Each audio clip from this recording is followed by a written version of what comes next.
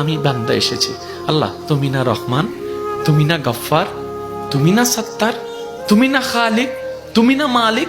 মৌলা তুমি চাইলে তো দিনকে রাতও বানাইতে পারো, রাতকে দিনও বানাইতে পারো সেকেন্ডের আগে। মৌলা তুমি তো চাইলে মৃতকে জীবিতও বানাইতে পারো, জীবিতকে মৃতও বানাইতে পারো। ও মাওলা, এই বিশ্বের সামনে, এই বিশ্বের সামনে, এই গ্যালাক্সির সামনে পৃথিবীর কোনো অস্তিত্ব নাই। পৃথিবীর সামনে আমি 3.5 হাত মানুষের কোনো অস্তিত্ব নাই। মৌলা এই ছোট্ট নগণ্য বান্দাটা তোমার কাছে এসেছি। মৌলা মা তো ফেরাই দেয় না, মায়া করে। তুমিই তো বলেছ মায়ের চেয়ে 1000 গুণ বেশি তুমি বান্দাকে ভালোবাসো, বান্দাকে ভালোবাসো। ও মাওলা তুমি দৌড়াই দিলে কার কাছে যাব? তুমি রহমত না করলে কে রহমত করবে? তুমি ফিরাই দিলে আমি কার কাছে যাব? ও মাওলা তুমি ছাড়া তো আমার কোনো উপায় নেই, তুমি ছাড়া তো আমার কোনো উপায় নেই। ও মাওলা এবার বান্দা চোখের পানি ফেলে ফেলে কান্না করতে আছে।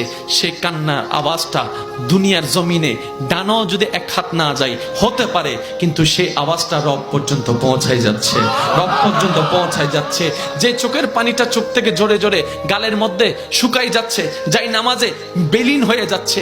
না রে ভাই, না, এটা এতটুকু বিলীন হচ্ছে না, এটা রব্বে করিম হাদিসে পাকের ফরমান অনুযায়ী আশিকের সেই চোখের পানিকে ফেরেশতার মাধ্যমে আল্লাহ একটা বাটিতে সংরক্ষিত করে রাখে, যে বাটিটা জান্নাতের মধ্যে থাকবে, জান্নাতের মধ্যে থাকবে। এমন পানি আল্লাহ পাক নষ্ট হতে দেয় না। বান্দা চোখের পানি ফেলতেই আছে, মন থেকে আত্মসমর্পণ করতেই আছে। হঠাৎ রবের রহমত ডাক দিয়ে বলে, লা তাকনাতু মির রাহমাতিল্লাহ। এত টেনশন করস কেন? আমি রব আছি না।